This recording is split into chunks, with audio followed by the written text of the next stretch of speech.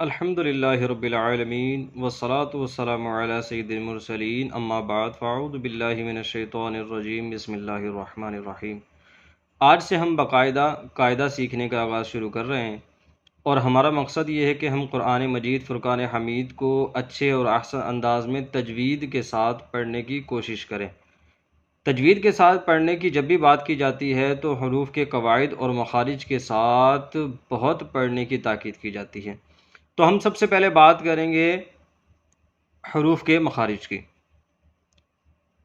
مخرج کا لغوی معنی ہوتا ہے نکلنے کی جگہ، اور اصطلاح تجوید میں جس جگہ سے حرف ادا ہوتا ہے اس کو مخرج کہتے ہیں۔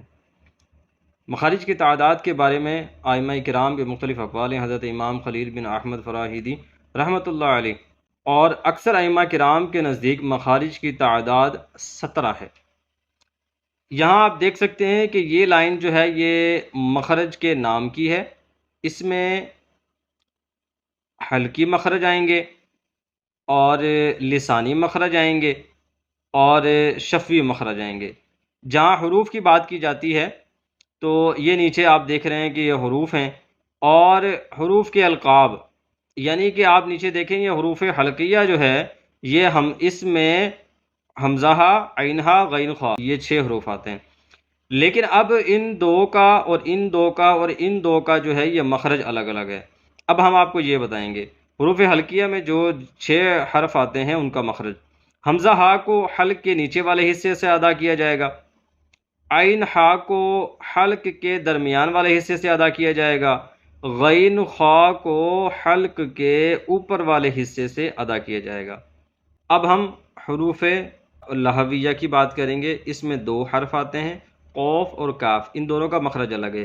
قوف کا مخرج ہے زبان کی جڑ اور تالوں کے نرم حصے سے ادا ہوتا ہے، اور کاف جو ہے یہ زبان کی جڑ اور تالوں کے سخت حصے سے ادا ہوگا۔ اب حروف شجریہ کی بات کریں گے۔ جیم، شین، یا، ان تینوں حرفوں کا مخرج ایک ہی ہے، زبان کے درمیان اور تالوں کے درمیان سے ادا ہوں گے۔ حرف حافیہ یہ ایک ہی ہے، ضاد، یہ زبان کی کروٹ اور اوپر کے داڑوں کی جڑ سے ادا ہوگا۔ حروف طرفیہ لام، نون، را، لام کا الگ مخرج ہے، نون کا الگ مخرج ہے، را کا الگ مخرج ہے۔ لام کا مخرج کیا ہے؟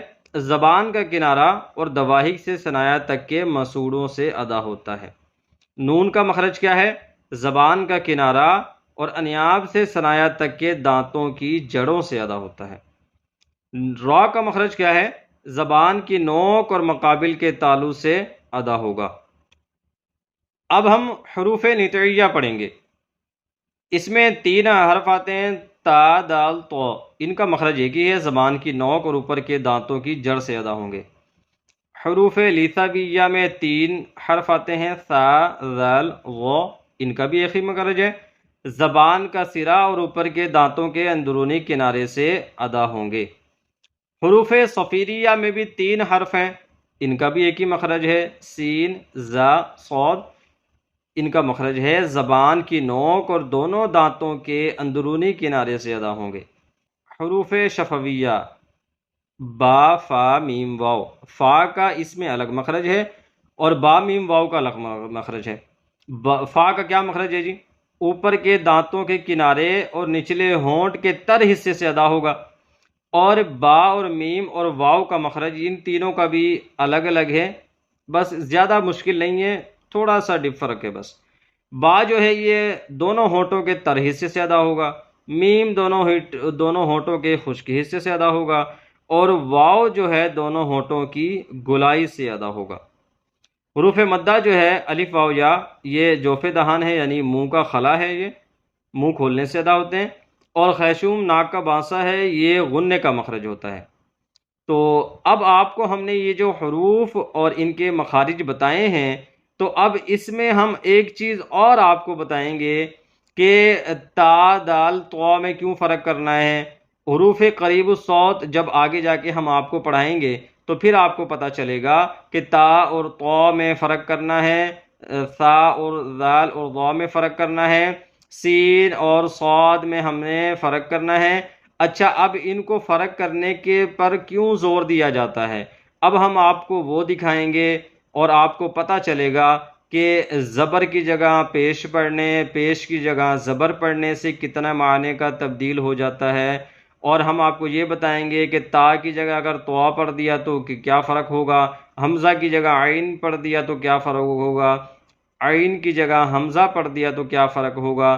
انشاءاللہ اب ہم آپ کو اس طرف لے کے چلیں گے اور آپ کو بتائیں گے، کچھ مثالوں کے ساتھ ہم آپ کو بتائیں گے کہ ان حروف کو اپنے مخرج کے ساتھ ادا کرنے کا، یعنی کہ صحیح طریقے سے ادا کرنے پر زور کیوں دیا جاتا ہے، اور ضا کو کیوں نرمی سے ادا کرنا ہے، سختی سے ادا کیوں نہیں کرنا، ان تمام چیزوں پر اب ہم گفتگو کریں گے۔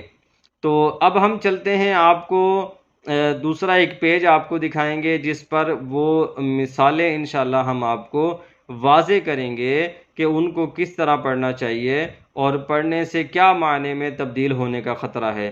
بسا اوقات ہم نے اپنے بڑوں سے سنا ہے، بسا اوقات معنی اس حد تک چینج ہونے کا خطرہ ہوتا ہے کہ کفر تک چلا جاتا ہے۔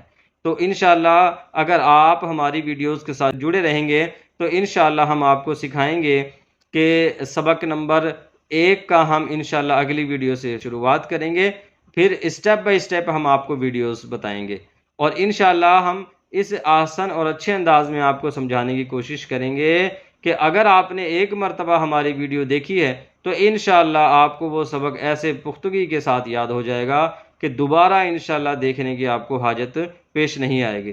چلیے اب ہم ان حروف کی طرف، ان الفاظ کی طرف چلتے ہیں جن کے تبدیل ہونے سے معنی کا تبدیل ہونے کا خطرہ ہوتا ہے۔ جی تو آپ دیکھ رہے ہیں کہ تجوید کا بنیادی اصول یہ ہے کہ ہر حرف کی ادائیگی دوسرے حرف سے ممتاز ہو، بالخصوص ایسے حروف جن کی آوازیں آپس میں ملتی جلتی ہیں۔ صدر الشریعہ بدر الطریقہ مولانا محمد امجد علی اعظمی علیہ رحمۃ اللہ الغنی فرماتے ہیں، تا تو سین ثا صاد ذال زا و حمزہ عین ہا حا ضاد ظا دال، ان حرفوں میں صحیح طور پر امتیاز رکھیں ورنہ معنی فاسد ہونے کی صورت میں نماز نہیں ہوگی۔ اور بعض تو سین شین زا جیم قوف کیف میں بھی فرق نہیں کرتے۔ بہار شریعت حصہ سیوم جلد 1 صفحہ نمبر 540۔ ایسے ملتی جلتی آوازوں والے حروف کی ادائیگی میں امتیاز نہ ہونے کی صورت میں معنی میں تبدیلی سے متعلق قرآن پاک سے چند مثالیں یہاں پر لکھی ہیں، اب ہم ان کو پڑھیں گے۔ اب ہم آپ کو بتائیں گے پہلی مثال تا اور طا کے فرق میں۔ اب یہ دیکھیں کہ پہلی آیت میں طا کے ساتھ 3 ہیں، یعنی کہ پہلی آیت کیا ہے؟ خلقتنی من نار وخلقتہ من طین۔ پہلی آیت میں طا کے ساتھ 3 ہے۔ دوسری آیت اب دیکھیں لی، والتین والزیتون، دوسری آیت میں تا کے ساتھ 3 ہے۔ اب یہ دیکھیں کہ طا کے ساتھ جو 3 ہے اس کا معنی ہے مٹی، تا کے ساتھ جو 3 ہے اس کا معنی کیا ہے؟ انجیر۔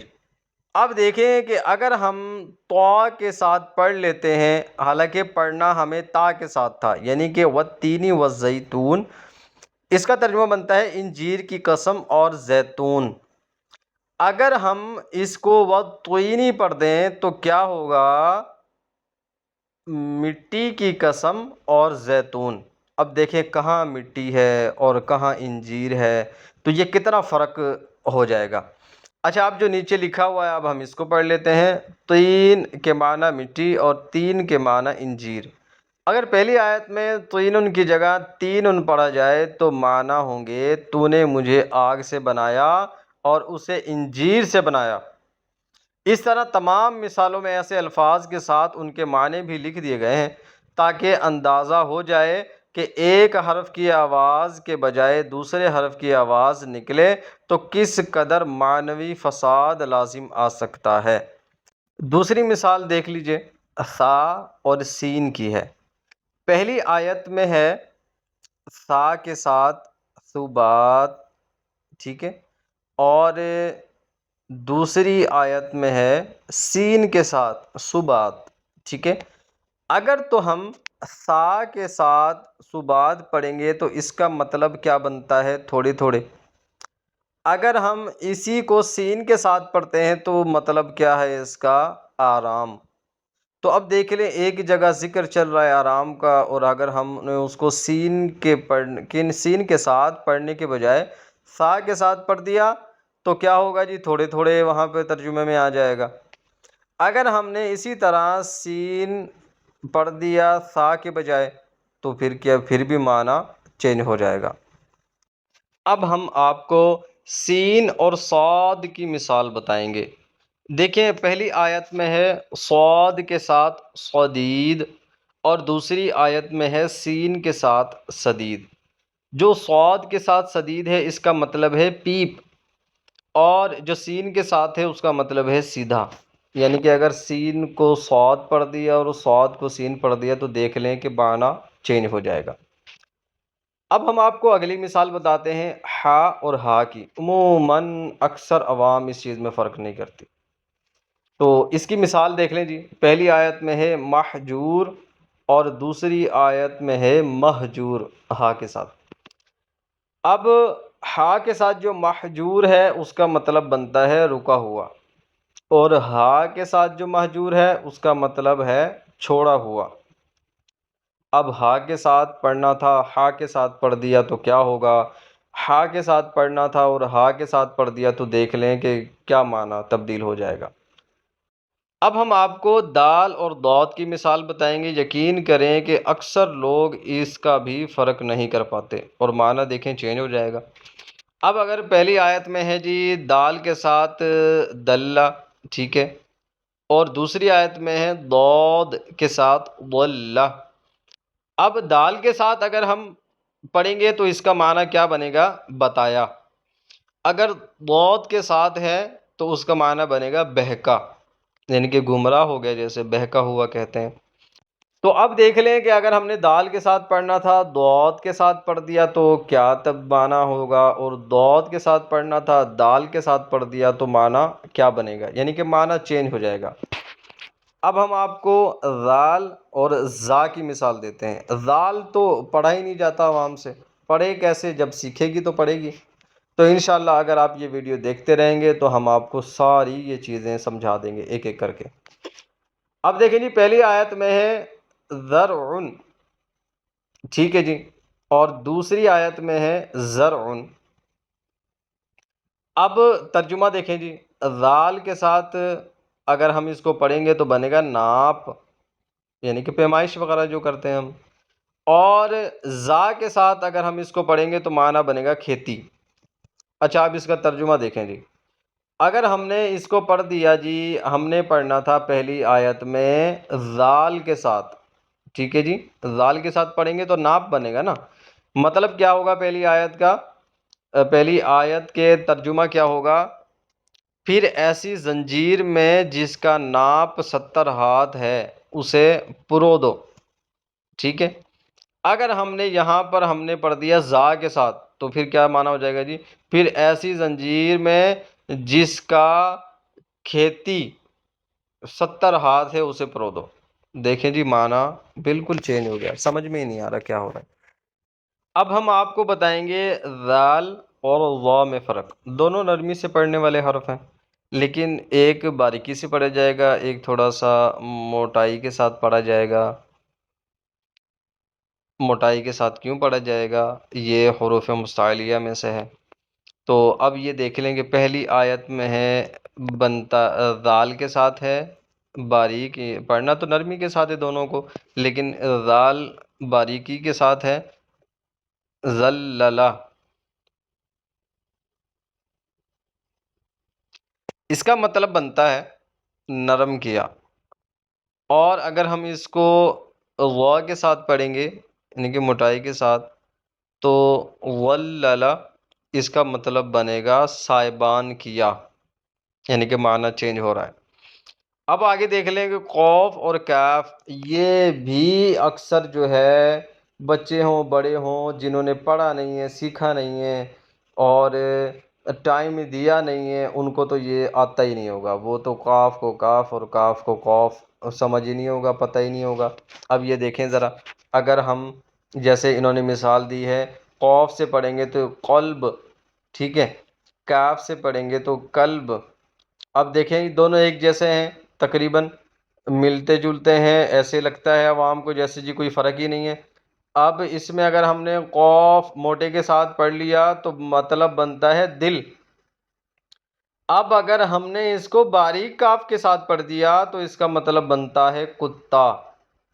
دیکھیں جی کتنا فرق ہے. جہاں پر دل کی گفتگو چل رہی ہوگی، اگر وہاں پہ ہم نے کاف کو موٹا نہیں پڑھا، قلب، تو وہاں پر کیا ہو جائے گا؟ دیکھیں جی کتا معنی یعنی کہ تبدیل ہو جائے گا، بالکل معنی تبدیل ہو جائے گا، اور اللہ ہی جانے کہ یہ کس حد تک جائے گا. جی تو سب سے آخری اور سب سے اہم مثال جس کا میں انتظار کر رہا تھا کہ حمزہ اور عین میں کیا فرق ہے، کسی کو پتہ ہی نہیں ہوتا. مطلب میں یہاں ان کی بات کر رہا ہوں کہ جنہوں نے سیکھا نہیں ہے، جنہوں نے پڑھا نہیں ہے. اب اللہ کا شکر ہے کہ دعوت اسلامی تو جو ہے بچوں کو الگ مدارس بنا کے دے دیے ہیں، اور بڑے جو ہیں بالغان مدرسہ ان کو بنا کے دے دیا ہے. مارکیٹوں میں پڑھایا جا رہا ہے، مدرسوں میں تو پڑھایا جا رہا ہے، مارکیٹوں میں پڑھایا جا رہا ہے، دکانوں میں پڑھایا جا رہا ہے، گیراج میں پڑھایا جا رہا ہے، مسجدوں میں پڑھایا جا رہا ہے، رات کو عشاء کے بعد پڑھایا جا رہا ہے. اب بھی اگر کسی کے پاس کوئی بہانہ عذر ہے تو یہ یقین کریں کہ وہ پڑھنا ہی نہیں چاہتا. اب دیکھیں کہ حمزہ اور عین کی مثال دیکھ لیں. یہ تو یقین کریں اتنی مشہور اور اتنا کامن لفظ ہے کہ اس کو اگر میں کہوں کہ ہر بندہ کو یہ آتا ہوگا، لیکن وہ ہر بندہ پڑھتا اس کو صحیح نہیں ہوگا. اب یہ دیکھیں کہ حمزہ اور عین پہلی آیت میں ہے حمزہ کے ساتھ علیم، اور دوسری آیت میں ہے عین کے ساتھ علیم. تو اب حمزہ کے ساتھ جو علیم ہے اس کا مطلب بنتا ہے دردناک، اور عین کے ساتھ جو علیم ہے اس کا مطلب بنتا ہے جاننے والا. اب یہاں پر جو آیتیں لکھی ہیں اب ہم ان کے ترجمے پڑھیں گے. اب دیکھیں کہ اگر بات ہو رہی ہو الف کے ساتھ حمزہ کے ساتھ عین کی، یعنی کہ اور بے شک ظالموں کے لیے دردناک عذاب ہے. اب اگر پڑھنے والا اس کو عین سے پڑھ دے تو پھر کیا ہوگا؟ اور بے شک ظالموں کے لیے جاننے والا عذاب ہے. اور اگر بات ہو رہی ہو کہ اور اللہ ہی سنتا جانتا ہے، اب اگر یہاں پر عین کے ساتھ علیم پڑھے گا تو یہ ترجمہ ہوگا نا.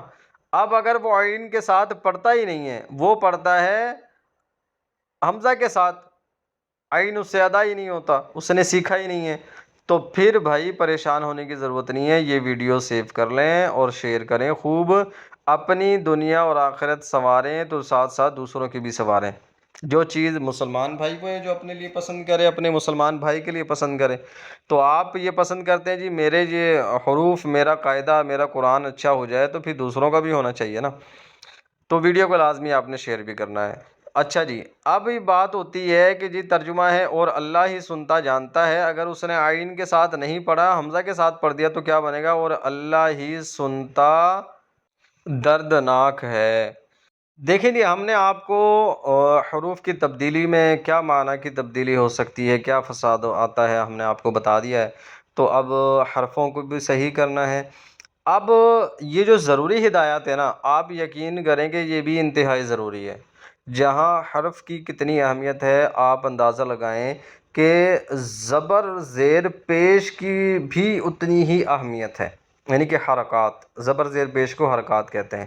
آگے ہم قواعد بھی پڑھیں گے اور قاعدہ تجوید کے ساتھ پڑھیں گے، سارا کچھ پڑھیں گے.